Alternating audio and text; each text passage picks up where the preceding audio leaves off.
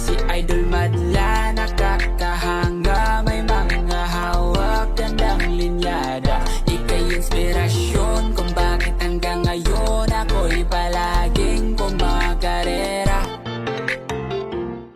Last practice na mga kalapatid sa mga warriors atin today. Ito na lang yung special training na natitira Magalang, Pampanga. So, na-release kanina ang 7:20 kung di ako nagkamali. Tapos ngayon, anong oras na ba?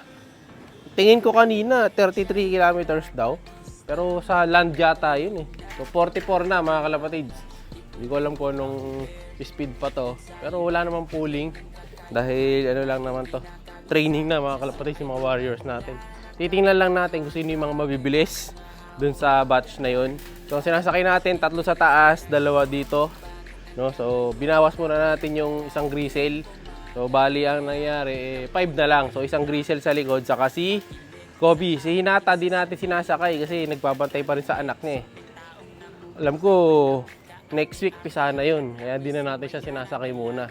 Pero kung sakali na pagpalit, pwede natin silang pagpalitin ni Kobe kasi si Hinata, malayo naman yung last toss. Kaya pwede natin siyang ilipat-lipat. Titingnan ko lang si Hinata. Ayun si Hinata mga kalapatid, so, naglilimlim pa. Ayan o, kaya naiwan muna siya. Iwan muna yung asawa niya. So kailangan mauna ngayon si Kobe kasi nung nakaraan, halos nahuli si Kobe eh. Tapos yung iba natin ibon, di na natin naabangan, di ba? Dahil late din yung iba, pero nakauwi din naman. So ngayon, tingnan natin kung mauna nga si Kobe. Pinapabilis pa natin siya eh. Bilang paghahanda para dun sa pooling bukas. Kasi may pooling na daw bukas. Cluster hanggang top 10. May certificate daw. So may trophy pa yata yung maglalap winner. Hindi ko sure kung meron na nga ngayon. Kasi dati kasi ganoon na talaga eh. Mas maganda yung meron ganun. So kung marami lang may bibigay dati ng ganun, eh marami na tayong nakuha mga kalapatids. Kasi lagi naglalap winner naman sila Kobe, mga iba natin mga speedbird. So si tatay, ay inaayos na niya yung lock. Pini-welding na niya yung halos last part na dito. Ayan o. And then maraming salamat pala sa mga kumuha ng mga ibon. Kahapon nagpadala tayo ng mga ibon sa may Green Hills, saka dito sa may Masantol. So, salamat sa inyo sa mga idol. Ayan. Kasi pangalan ni Idol na isa. Kalimutan ko kay Idol Romy Cariata. Kung magkakamali, shoutout sa inyo. Ayan. Thank you, Idol. Siyempre na magbili natin, pambibili natin ng mga gamit dito sa loop. Ayan. Kasi gulang pa tayo ng pinto dito. Wala pang pinto yan. Ayan, oh. Tapos, wala pang ano yan. Tawag dito. Wala pang bubong yung sa labas. No? Na magiging tapakan na din nung magiging next na extension nung bilaran sa taas. Pero matagal pa yun. Ito yung importante. So, preparation lang yun. Kasi wala pang mga frame. Dito, steel matting, magkabilang gilid. Wala pa. Tapos yung pang cover dun sa kabilang harap, wala din. Ito na naman yung pula, oh. Ang bilis ng pula na yan, ah. So, balik muna tayo.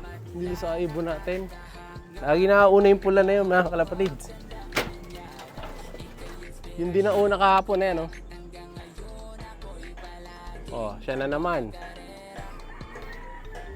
Yan yung nag-iisang pula natin ngayon.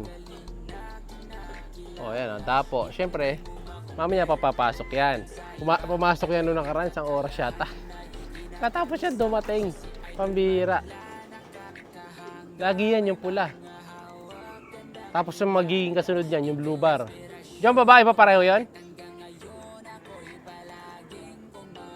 Parang babae yung pula kasi maliit eh. Ayun siya, oh. First bird. Wala akong relo. Wala na naman tayong relo. Pero okay lang. Practice pa lang naman to. So yung magiging next na abangan nito. So Sunday, yun na yung pinaka-tunay na laban. E, sakali bumilis pumasok to, pwede ko sali. Pero sayang kasi oras mga kalapatid. Ayan, oh. Tatambay lang yan. Hindi naman agad papasok. Wala din. Sayang entry. Kaya, napangintip talaga natin dito sa likod. O, tapos dito sa kabila. Ayun, may mga lumalanding na rin sa kabila, mga kalapatid ko. Sa kabilang ilog. Mga pauwi din nila yan. Mga nagsakay din sa kalab yan. Ayun, may pauwi din sa kabila. Dito, yung mga nagkakalapati dito, puro nasa likod namin, mga kalapatid. Ang dami nagkakalapati. Pero dito sa mga diretso ng bahay yan dito, wala masyado. Pero dito yata sa gilid natin meron na yata. Pero dito wala nagkakalapate dito. No? Pero dati, way back, halos kami lang ang nag-iibon. Ngayon marami na. Ayun, si Pula bumaba na. Nasa may aircon. Papasok na rin yan. Sa kabila. Wala may hinahanap na ito, tubig. Punta doon sa aircon eh. So, tingnan natin ang magiging next bird. Pero mabilis siya ha. Kaya lang, hindi nga pwedeng sali kasi matagal pumasok. Kobe, wala pa. Wala pa yata ng motivation ni Kobe. Ang bagal pa niya. O mamaya, aalis ako. Pag hindi umulan mamaya hapon, dadaling ko doon sa kabila. Sa gawing north. Para masanay siya na mag-isa. Mga nababarkada na naman eh. Ito, ano ba to? Ibon. Pero dito galing yung pula kanina sa likod. Wait natin yung apat pa. Ayan, dumating na. Ito, may next bird na ata tayo. May umiikot dito. Parang blue bar yung isa. Si Pula, umakyat na naman eh. Nakakita ng lumilipad. Ito, landing. Si Kobe pala to. Saka yung Grisel. 2-0. Ayan o. Dagit yata mga kalapatids. Dagit. Ha? Grisel no? Dagit na Grisel mga kalapatids. Umalis eh. Tumingal lang ako, nakakita ako. Kobe. Kobe yan? Pumasok na si Kobe. Tapos yung red check. So, di ba nababarkada si Kobe. Kaya mamayang hapon, pag di umulan, agis ko siya doon sa malapit. Sa mag-isa. Ano mang ganyan din gawin nito sa agis bukas eh. Oh, layong pagitan ng pula. Kanina pa yung pula oh. Siguro mga 4 minutes pagitan nilang dalawa. Pero di bale, wait natin. Kala ko yung isa ng Grisel eh, no? Na-late pa. Ano ko yung Grisel na yun? Wala pa yung Grisel natin dito. So, pabibilisin pa natin yun eh. Tingnan natin. So, last 3. Ayun yung blue bar mga kalapatids, oh. Yan! So, remekta pa landing board. Umikot pa. 2-0. Galing ng blue bar na to. Lulusot sa landing board eh. Madalang niyang gawin yan eh. Kunti lang gumagawa niya sa Dreamlock pero may rekta landing board. So, mamaya-maya tutulak natin yan. So last 2. Ito na yung Grisel mga kalapatids. Ayan o. Oy. Oh, rekta naman yan. Rekta naman siya halos sa landing board. Lumagpas na ng konti. Napunta siya doon sa likod. Tutulak natin to. Dahil pinapractice to ng mabilis pumasok eh. So yung blue bar, pumasok na sa taas. Pera dun sa pula. Ito yung low survivor nating manok mga kalapatids. Oh. Magiging asawa niya. Yan. Ni Rukus dun sa kabila. Sok. Yung pula, yung saan nagpunta, lumayas pa yata. Di pa ako makit mga kalapatids eh, kasi kulang pa tayo ng isa. Pasok.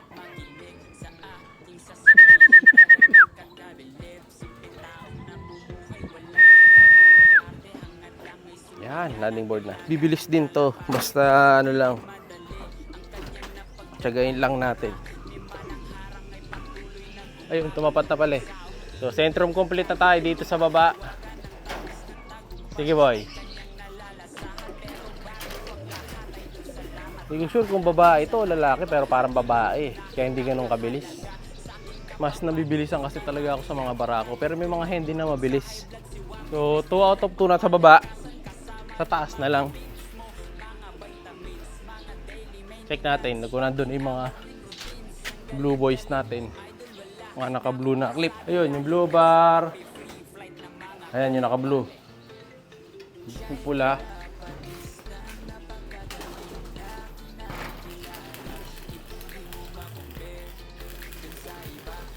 Pula na may blue.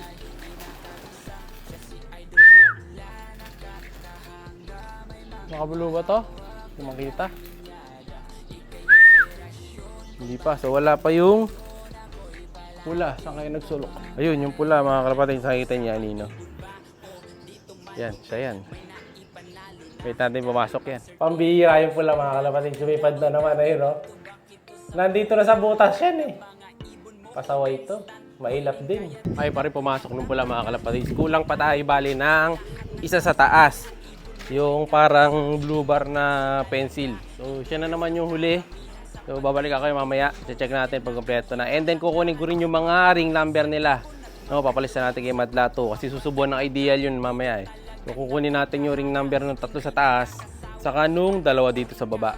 So kailangan may record tayo para if ever mawala pagka may nakahuli or biglang bumalik sa pagkakarera natin, may listahan na kagad tayo. Lalagyan natin sa computer, input natin. So, nagparonda na si Madlato dito eh.